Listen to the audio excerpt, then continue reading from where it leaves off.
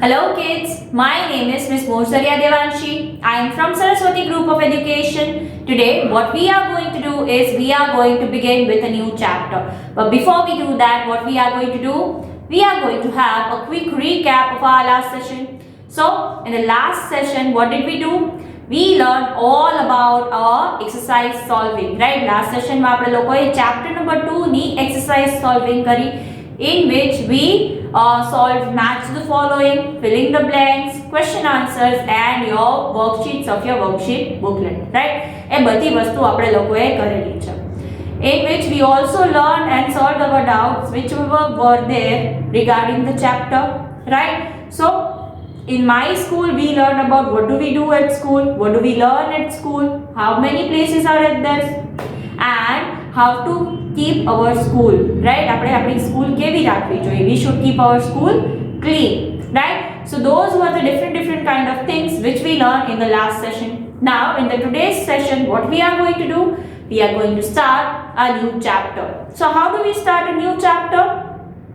We start a new chapter by learning the vocabulary words.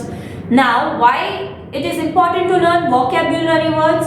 It is important to learn vocabulary words so that you can understand the chapter well. તમે chapter સારી રીતે સરખી રીતે સમજી શકો એના માટે you need to learn vocabulary words, right? So kids, vocabulary words are the tough words, are the new words જે તમારા લોકોને ખબર હોય નહીં, તમને લોકોને આઈડિયા ન હોય કે આ વર્ડનો મીનિંગ શું થાય, right? So vocabulary words તમે લર્ન કરી લ્યો તો તમને ટફ વર્ડ છે જે ન્યૂ વર્ડ છે એનો મીનિંગ સમજાવવા માંડે. ઇફ તમને એનો મીનિંગ સમજાવવા માંડે તો જ્યારે દીદી ચેપ્ટર એક્સપ્લેનેશન ટાઈમે એ વર્ડ બોલે છે તો તમે કન્ફ્યુઝ થઈ જતા નથી. You are clear with the meaning of word and then you will be clear with the meaning of the chapter as well, with the understanding of the chapter as well, right? So today we are going to learn the vocabulary words. So what is the name of the chapter first? The name of the chapter is safety first. That means કે કોઈ બી situation હોય, કોઈ બી હાલત હોય, you need to take care of yourself first. તમારે પહેલા safe રહેવું જોઈએ, તમારે તમારી પોતાની સેફટીનું ધ્યાન રાખવું જોઈએ. Okay, so that is all about the chapter. Now what we are going to learn in this chapter?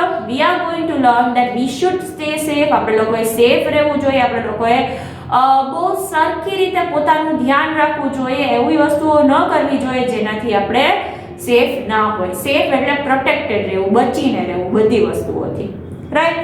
So let us begin with the first one, that is hurt. So now what do you mean by hurt?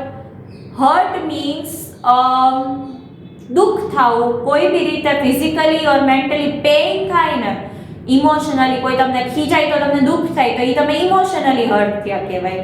પછી કોઈએ માર્યું હોય કે કોઈ તમે પડી ગયા હોય તો તમને વાગે તો તમને ફિઝિકલી પેઇન થાય કે કંઈક વાગ્યું છે તમને. સો હર્ટ થવું મીન્સ પેઇન ફીલ થવું, either emotionally or physically, right? So hurt means getting pain feel થવું કે દુઃખ થવું કોઈ બી રીતે. Okay, then the second one is safe. Now what do we mean by safe? Protected from everything. તમે જે રિસ્કી વસ્તુ છે, જેનાથી ન કરવા જેવી વસ્તુ છે, એનાથી બચીને રહ્યો છો, that means you are staying safe.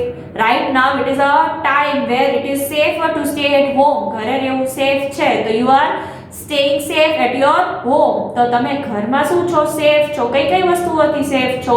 અત્યારની જે સિચ્યુએશન છે એનાથી, પ્લસ કોલ્ડ, પછી સમર ચાલતા હોય તો સમરથી, એટલે અલગ અલગ ઘણી વસ્તુથી તમે પ્રોટેક્ટેડ ને સેફ ક્યાં રહો છો? In your house, right? તમે મુશ્કેલીઓથી બચી કઈ જગ્યાએ શકો, એ જગ્યા તમારી માટે સેફ કહેવાય, right? Then the next word is careful. Now careful means taking care of things, right? તમે વસ્તુઓનું ધ્યાન રાખો, that means you are being careful. તમે ધ્યાનથી આગળ વધો છો.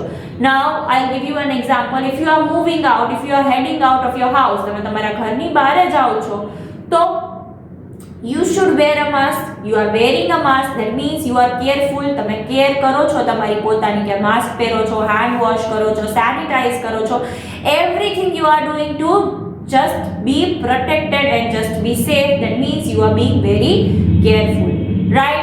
Now the next word is danger. Now danger is a state. Danger એક એવી વસ્તુ છે જેમાં તમે રિસ્કમાં હો, તમે ખતરામાં હો, right? danger આપણે કઈ ને એ ખતરામાં છે, એવી વસ્તુ કે જેમાં તમે સેફ હોય નહીં, એવી જગ્યા જ્યાં તમે સેફ હોય નહીં. So danger is a bad thing. Like આપણે લોકો ખબર છે કે શાર્પથી અડવાથી ભાગવાની શક્યતા છે, તો એ ડેન્જરસ કહેવાય તમારા માટે, રાઈટ.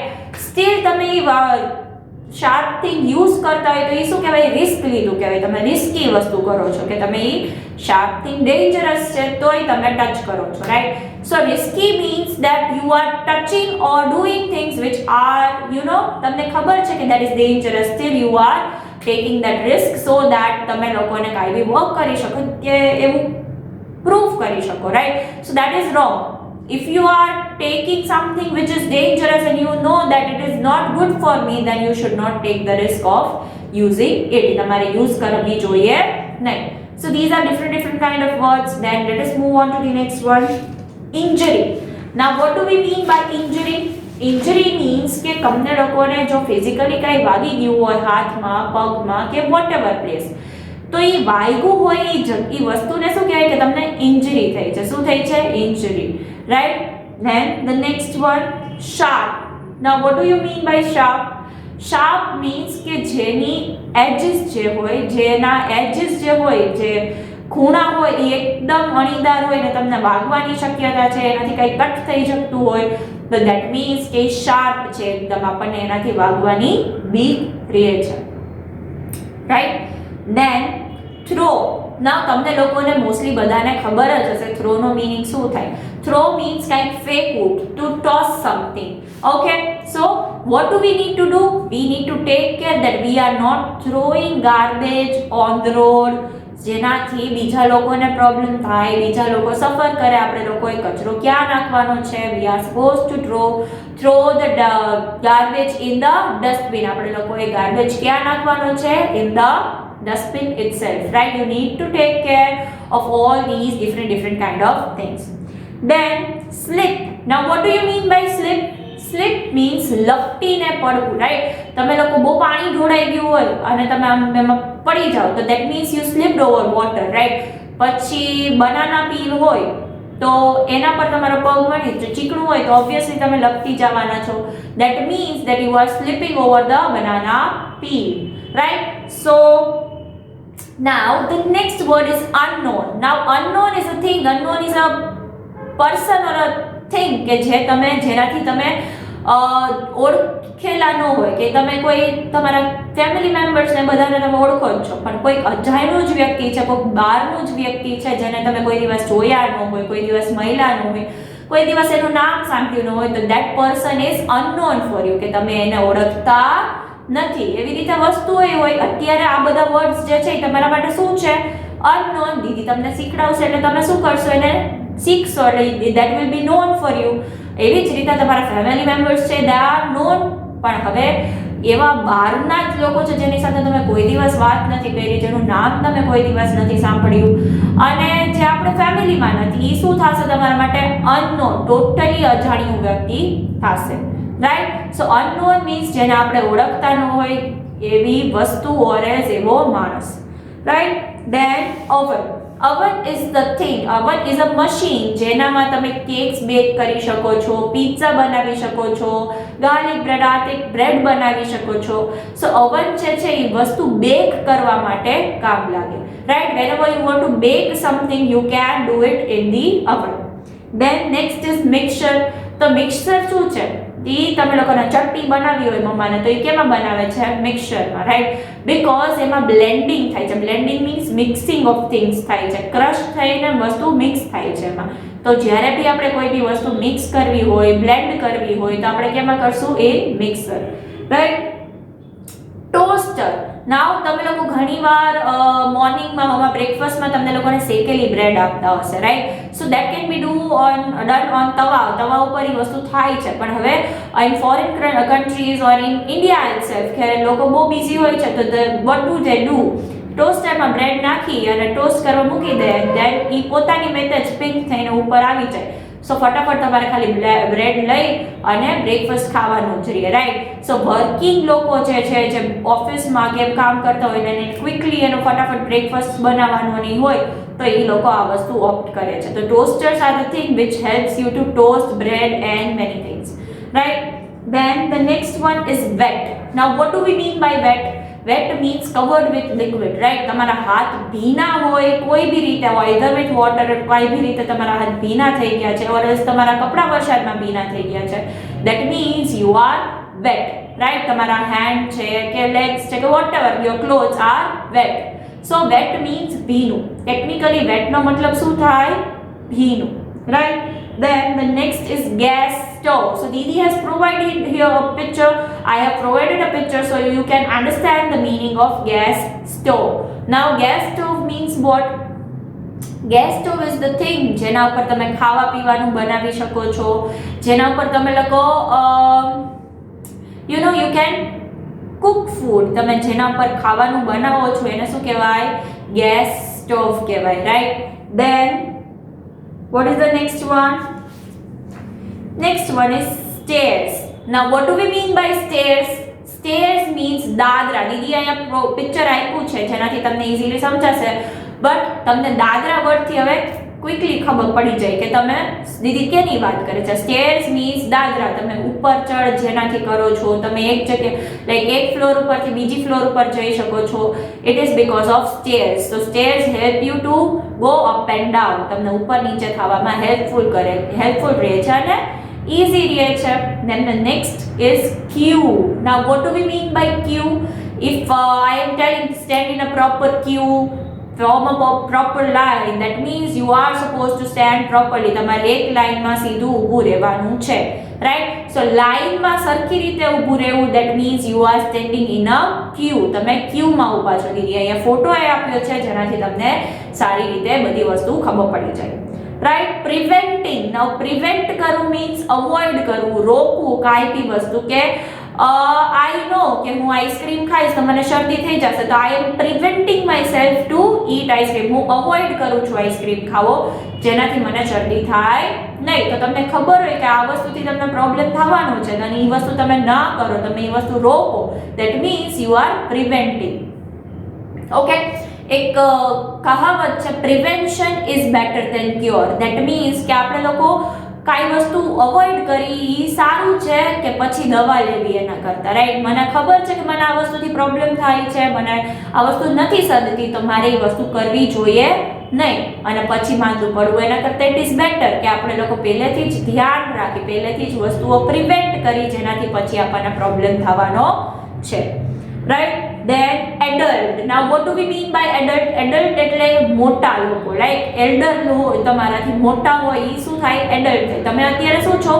ચાઇલ્ડ છો. તમારા મમ્મા પપ્પા શું છે? એડલ્ટ થઈ ગયા છે. They know what is right or no wrong. Okay?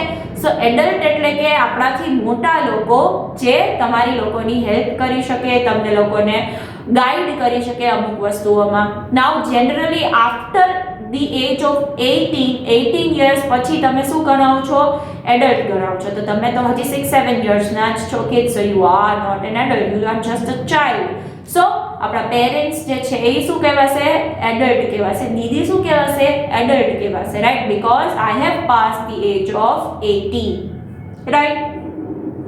Then obey. Now what do we mean by obey? Obey means follow કરવું. Obey means કોઈની વાત માનવી. Obey means તમને દીદી એમ કહે કે listen to me, I have instructed you this thing, તો તમે મારી વાત માનીને વસ્તુઓ કરો, that means you are obeying me. તમે મારી વાત માનો છો. એવી જ રીતે તમારા મમ્મા પપ્પા કહે તમને કે એવરીડે ઉઠીને નાહીને બ્રશ કરી નાહીને બ્રેકફાસ્ટ કરવો જોઈએ, તો okay, you are doing that. That means you are obeying your parents. તમે તમારા મમ્મા પપ્પાની વાત માનો છો, તમે તમારા મમ્મા પપ્પાને ફોલો કરો છો, રાઈટ? સો ઓબે કરવું મીન્સ ફોલો કરવું, વાત માનવી, right? It is a state of respect કે તમે કોઈને બી રિસ્પેક્ટ કરતા હોય એને તમારે ઓબે કરવું પડે. Okay? Then the next word is zebra crossing or zebra crossing. Both can be pronounced. It is right only. Zebra ke zebra. Whatever you are okay with. Okay? So zebra crossing is a black and white straps. જે દીદીએ જો તમને અહીંયા photo બતાવ્યો છે કે road ઉપર black and white પટ્ટા જેવું હોય જેના પર તમે લોકો જો વોક કરો તો કારવાળા have to stop and then let you pass the road, means cross the road. So road crossing જે વોક કરતા હોય એના માટે ઇઝી બનાવવા માટે there are zebra crossing so that people can cross the road easily, right? zebra crossing હોય તો લોકો સારી રીતે સરખી રીતે રોડ ક્રોસ કરી શકે without any danger કે vehicles ના બીક વગર થોડુંક ઈ લોકોને સેફટી zebra crossing પર મળે છે. અને if you are at zebra crossing also તમારે તમારા કોઈ મોટાની સાથે જ રહેવું જોઈએ just to be sure, just to stay safe. So these are the vocabulary words which you are supposed to complete, which you are supposed to write in your classwork book. And how will you write that? First of all, you are going to write chapter number 3 on the margin. Then on the first line તમે લખશો safety first. Then next line માં લખશો vocabulary words, and then you are supposed to write down the words, right? First letter should always be capital. Date લખવાનું ભૂલતા નહીં. And please try to remember the spellings because spellings નહીં આવડતા હોય તો તમને આન્સર તમારો આવડતો હશે તો બી wrong પડશે, right? So kids, I would like to recommend all of you to work on spellings as much as you can. જેટલા બી spellings તમે કરી શકો એટલા પહેલા spellings કરશો તો તમારે માટે બહુ beneficial રહેશે. દીદી phonics એટલે જ કરાવે છે so that તમારા spellings strong થાય, right? So in this chapter we are going to learn all about safety, how to stay safe, how to avoid danger, અને તમારે કઈ કઈ વસ્તુ કરવી જોઈએ, કઈ કઈ વસ્તુ ન કરવી જોઈએ જેનાથી તમે પ્રોટેક્ટેડ રહો, જેનાથી તમે સેફ રહો, right? So in this chapter, in this session we are going to understand the things which we are supposed to do to stay safe. આપણે સેફ રહેવા માટે કઈ કઈ વસ્તુ કરવી જોઈએ એ લર્ન કરવાના છીએ.